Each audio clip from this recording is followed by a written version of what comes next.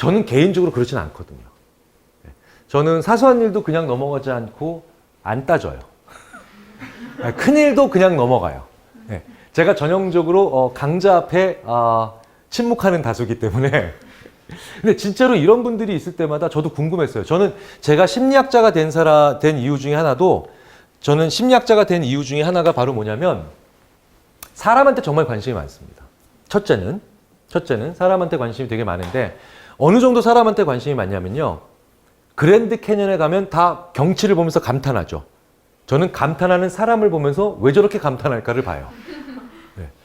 그러니까 뭐 해운대를 가도 설악산을 가도 한라산을 가도 저는 사람들을 자꾸 봐요. 그러니까 경치를 잘 안 봐요. 어떻게 저렇게 감탄하지? 근데 얘는 왜 감탄을 안 하지? 근데 어떻게 여기 와서도 싸우지?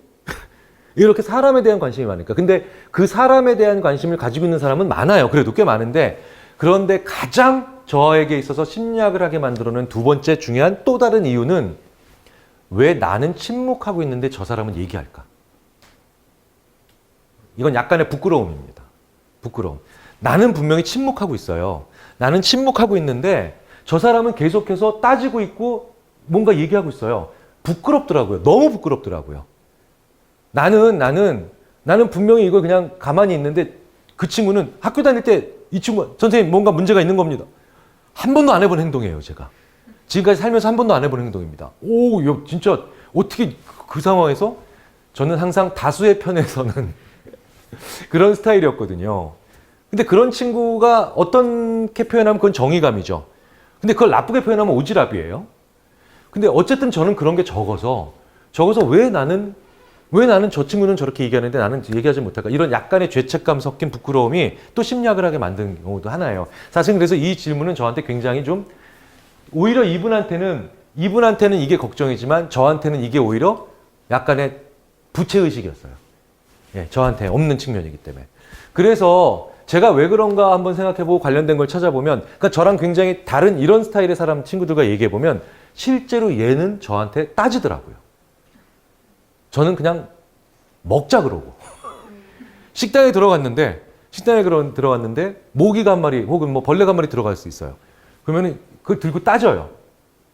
저는 얘도 얼마나 힘들었겠냐. 얘도 여기 빠져가지고 얼마나 고통스럽겠어 라고 하면서 툭 던지고 먹어요. 근데 사람들은 저보고 성격이 좋다고 하고 얘 보고 예민하다고 하죠. 까칠하다고 하죠. 하지만 사실은 저 같은 사람만 있으면 세상 절대 안 바뀌잖아요. 그렇죠? 세상은 이 까칠한 친구가 바꾸는 거예요. 그러니까 이 친구들에 대한 고맙고 이 친구들에 대한 이 부채의식이 과연 그럼 저와 이 친구 사이에 어떤 차이가 있느냐? 간단하죠. 방금 전에 말씀드렸어요. 얘네들이 예민해요. 저보다.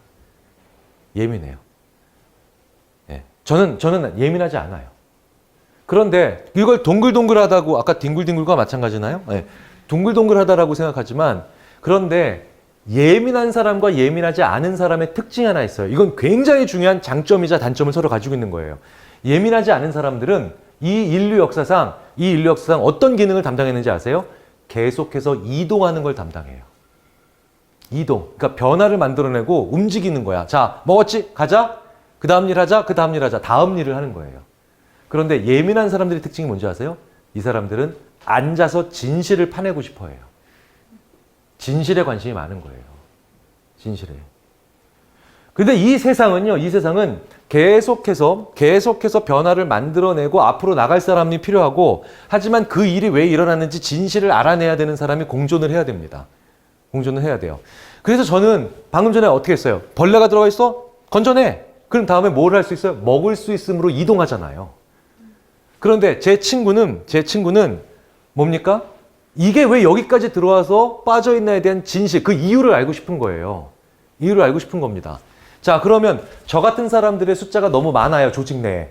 혹은 저 같은 사람만 오히려 많은 회사나 사회예요. 혹은 저 같은 사람만 성격 좋다는 평가를 들어요. 그럼 그 사회는 뭐예요? 진실을 알 수 없는 사회죠. 진실을 알지 못하니 뭐예요? 진짜 원인이 영원히 계속해서 묻혀지면서 근본적인 문제가 개선이 안 되는 회사가 되겠죠. 그런데 제 친구같이 이런 친구만 많아요. 그래서 모든 직원이 진실을 파헤쳐. 네. 그래서 모든 전 직원이 그것이 알고 싶다야. 이러면 뭐예요? 발전하기가 힘들어지겠죠. 그래서 우리 인생의 고민 중에 하나가 첫째, 이 사람의 비율이 그 조직의 어느 정도의 양쪽의 비율이 맞아야 베스트인가를 고민하는 거죠. 필요해요. 필요합니다. 두 번째로, 이 두 사람이 어떻게 하면 잘 지낼 수 있느냐. 이걸 고민해야 되겠죠. 그러면 어떻게 해야 돼요? 그러니까 저 같은 이거 둥글둥글한 게 아니죠. 사실은 그냥 둔감한 성격이에요. 둔감한 성격. 그러니까 예민하지 않은 성격인 겁니다. 저는 오로지 사람한테만 예민하지 음식 조금도 예민하지 않아요. 저한테 맛집 추천해달라는 친구는 한 명도 없어요. 네. 왜냐? 제가 맛없다고 하면 그건 상한 음식이에요. 네, 네. 그러니까 저는 변별력이 없어요. 예민하지 않아요. 사람에 대해 왜 나머지 거의 예민 없어요. 일에 대해서도 거의 예민하지 않습니다. 오탈자가 3개밖에 없는데 뭐가 문제야. 논문을 쓸 때도 이래요. 전 제 석사학위 논문을 보니까 한 페이지당 오탈자가 5개씩 있어요. 뜻은 맞잖아요. 뜻은 맞으니까 됐지. 그러니까 저는 꼼꼼하지 않은 거죠. 꼼꼼하지 않은 거죠. 그러니까 저는 꼼꼼한 일 하면 큰일 납니다. 그런데 예민한 사람은 꼼꼼하죠. 그러니까 진실도 보고 그 다음에 일어나면 안 되는 일 잘 막아내죠. 접근 동기, 회피 동기 많이 들어보셨죠? 제가 전형적으로 접근 동기가 강한 사람이에요. 회피 동기는 뭐예요? 바로 이런 예민한 사람들이 강한 거예요. 대부분 꼭 그런 건 아니지만 그렇다면 양쪽 모두 충족돼야 되는 동기죠. 그럼 제가 이 사람이랑 잘 지내고 이 사람도 저랑 잘 지내려면 어떻게 해야 돼요? 네, 저 학생들 논문 봐주실 때도 저는 큰 가설이 틀리거나 뭔가 의미가 없거나 가치가 떨어지는 논문은 진짜 저는 반 죽여놓습니다. 하지만 오탈자는 조금도 못 봐요. 예, 예. 그러니까 교수님 학생들 논문 봐주실 때도 넘어가시는지 궁금합니다. 오탈자는 제가 아예 볼 수 있는 능력이 없기 때문에 예. 그런데 저는 가치, 그러니까 자기 논문의 가치를 말로 설명 못하면 절대로 졸업 못 시킵니다. 예. 그런데 그때 논문에 오탈자 많으면 얼마나 민망해요. 기사에 오탈자 나오면 그거 큰 실수예요. 그러니까 저는 못 봐요. 저 못 봐요. 예, 그거 어쩔 수 없어요. 예. 남의 오탈자도 못 봐요. 저는. 원래 남의 오탈자는 잘 보이는 법인데 저는 남의 오탈자도 못 봐요. 예. 원래 읽는 방식 자체가 그래? 그래서 그 다음에 뭔데? 가치가 뭔데? 기능이 뭔데? 역할이 뭔데? 이렇게 생각을 하기 때문에. 그래서 저는 까탈스러운 교수가 파트너로 있어야 돼요. 까탈스러운 교수가 파트너로. 그래서 저는 제가 그 까탈스러운 교수는요, 이 논문과 연구에서 일어나면 안 되는 일을 확실히 막아내는 굉장히 중요한 기능을 하죠. 그런데 저는 있으면 좋은 걸 확실히 구현해요. 그러니까 저와 그 교수가 만약에 동업자로 전자제품을 만들 때, 그쵸? 저 같은 사람들끼리 만들면 뭔가 큰 하자가 생겨요. 그쵸? 그런데 제 파트너인 그 경남대학교의 김태훈 교수 같은 사람이 그 사람끼리만 만들면 완벽한 제품인데 매력이 없는 제품이 나와요. 그러니까 이런 사람들끼리 만나야 되죠. 그럼 저와 오늘 왜 이렇게 실명이 나가지? 경남대학교 김태훈 교수님 죄송합니다. 근데 제가 아는 한 우리나라 심리학자 중에 제일 까칠하거든요. 성격이. 진짜 까칠해요. 실수라는 게 없어요. 이 인간은. 그렇죠? 그러면 저랑 이 사람이 어떻게 잘 지내요? 간단하죠. 제가 김태훈 교수님 도와주셔서 감사합니다. 김경일 교수님 저의 부족한 점을 메워주셔서 감사합니다. 감사해야 돼요. 유일한 방법이에요. 잘 지내는 방법은. 감사라고 하는 게 우리나라에서 얼마나 중요한 기능인지 알려드릴게요. 감사가 뭐예요? 고맙다는 거죠? 그렇죠? 고맙다라고 하는 표현을 늘 자주 하셔야 돼요. 고마워! Thank you! 그러니까 베리 감사, 이런 자기의 감사를 재미있게 표시할 수 있는 그런 몇 가지들을 가지시고 그 과정에서 감사를 표현할 때 상보적 관계가 벌어지지 않고 잘 사는 겁니다. 그래서 나랑 다른 사람에게, 나랑 많이 다른 기능을 수행하는 사람들에게 감사를 표시할 수 있는 자기만의 비책들을 꼭 마련하셔야 돼요. 명약이죠. 네네. 참 중요한데 표현들 안 하죠. 왜 그런지 아세요? 감사를 왜 표현을 안 하는지 아세요? 첫째, 민망하고 어색하니까. 즉, 안 해봤기 때문에. 안 해봐서 그런 거예요. 그런데 감사에 대한 표현을 왜 안 해봤겠습니까? 연습을 안 했으니까 그렇죠. 근데 왜 안 해요? 그럼 연습을 해야 되죠. 누구한테 감사하는 연습을 해야 되는지 아세요? 자기보다 어린 사람이나 많이 후배에 해당하는 사람들한테 감사를 많이 해본 사람은 실제로 진짜 감사를 제대로 감사의 표현을 해야 될 때 그게 연습이 잘 된 상태예요. 그런데 감사라는 표현의 반대가 뭡니까? 감사합니다를 주로 들어야 되는 사람들이 있죠. 감사합니다를 주로 듣고 싶은 사람들이 뭐야? 저 같은 학교 선생님들. 그렇죠? 아니면 뭔가 좀 더 힘이 강한 위치에 있는 사람들. 이런 사람들은 감사합니다보다는 감사합니다를 들어야 되니까, 말하기보다는 들어야 되는 위치에 있는 사람들이 많으니까 연습을 잘 안 한 상태죠. 나이 어린 사람, 어린애들한테 감사하다는 얘기를 많이 해보세요. 아주 어린 사람들한테. 그러면 의외로 필요할 때 그 얘기를 쉽게 하실 수 있어요. 쉽게 하실 수 있고,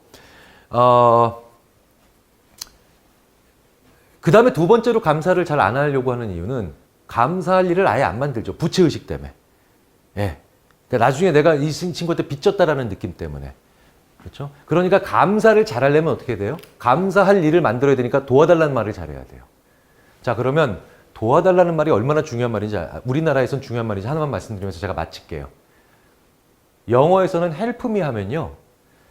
help me 하면 어떤 느낌을 가지냐면 이 사람이 뭔가 공경에 빠졌구나. 이 사람이 뭔가 약점이 있구나. 이 사람이 한계에 부딪혔구나. 이렇게 생각하죠. 근데 우리나라에서 어떤 사람이 나한테 야, 좀 도와줘 라고 얘기를 하잖아요. 그러면 순간적으로 이 사람과 내가 공동체적인 우리구나라고 묶여요. 이 사람과 내가 같은 사람이구나라는 걸 느껴요. 동질적 이름을. 회사 생활할 때 이런 거 있잖아요. 되게 좀 거리감 있고 되게 좀 어색하고 좀 낯설었던 선배가 어느 날 갑자기 나한테 와서 야, 오늘 나 좀 도와줄 수 있냐? 라고 하면 뭐지? 이런 느낌. 물론 이런 느낌을 이용하면 소시오패스죠. 이런 느낌을 이용하면 소시오패스인데 이 사람이 나한테 도와달라고 하면 마치 이 사람한테 약간의 인정도 받은 거고 이 사람한테 약간 호의를 받은 것 같은, 특히 선배가 나한테 그러면 이런 느낌을 받습니다. 그런데 실제로 해서 도와드려요? 또 그날 이런 일이 한 두세 번 있어요? 그러면 꼭 그날 술 먹을 때 이런 일이 벌어집니다. 술 한잔 먹고 언니라고 불러도 돼요? 형이라고 부를게요. 뭐 이런 얘기가 서로 왔다 가요. 이거 뭐냐면 영어권에서 help me는 그냥 기능이에요. 그런데 우리나라에서 도와달라는 얘기를 특히 나이가 많은 사람이 나한테 하잖아요. 그건 무슨 얘기예요? 너랑 나랑 같이 가자는 뜻이에요. 부부싸움 할 때도 제일 좋은 말이 사과보다 도와달란 말이에요. 부부싸움 사내 한 산에 2시간 싸우죠? 2시간 싸우고 난 다음에 미안해. 용기 내서 해보죠? 그럼 이렇게 얘기해요. 뭐가 미안한데? 다 미안해. 네가 뭘 미안한지 모르는구나. 이렇게 되면서 오히려 싸우게 되죠. 그런데 오히려 그 사람이 나한테 와서 나 좀 도와줘. 그렇게 싸우고도. 그럼 순간적으로 그럴까? 이게 바로 뭐냐면 다시 느끼는 거예요. 너랑 나랑 같은 우리구나. 그래서 감사의 연습은 도와달라예요. 나 좀 도와주라. 나 좀 도와주라. 나 좀 도와주라. 사람 쥐락펴락하는 이런 사람들 있죠. 아주 능수능란하게 좋은 방향으로 쥐락펴락하는 분들은 도와달라는 말을 굉장히 잘해요. 꼭 하셔야 돼요. 네네. 그렇죠. 이것도 용기가 필요하죠. 하지만 감사합니다와 관련된 용기보다 도와줘야 되는 용기가 더 강한 효과를 가지고 있기 때문에 평상시에 계속 도와줘 라고 하는 것들을 이렇게 많이 얘기하실 수 있는 이런 습관이 필요합니다. 네. 그리고 도와달라고 말하는 게 스스로 부족함을 드러내는 표현이라 자존감 깎는 행위라고 많이 생각하나 보더라고요. 예, 말하는 사람은 그렇잖아요. 이 답변 말씀드리면서 마치겠습니다. 정말 놀라운 연구는 우리나라에서 실제로 저희가 요새 하고 있거든요. 논문으로 결국 나올 겁니다. 도와줘라고 해서 알았어라고 이 사람을 도왔는데 거의 대부분 도움을 준 사람은 도와달라는 말을 못 들어요. 기억을 못 해요. 오히려 어떻게 기억하는 줄 아세요? 내가 걔한테 호감을 가지고 있고 그분을 좋아한다고 기억해요. 그러니까 이 도와달라는 표현은 나의 머릿속에만 있는 거예요. 말하면 나의 머릿속에서. 그러니까 그게 부담이나 아니면 나의 자존감을 깎는 행위조차도 내가 혼자 스스로만 하는 행동이고 상대방 머릿속에서는 도와달라는 말이 갑자기 휘발성이 강해서 날아가고 당신과 나는 같은 팀이야 라는 말로 바로 직역돼서 번역돼서 들어갑니다. 절대 부끄러워하시거나 자존심 깎는 행위라고 생각하실 필요 없습니다. 그러니까 용기를 좀 더 내셔도 됩니다. 자, 마치겠습니다. 감사합니다. 감사합니다.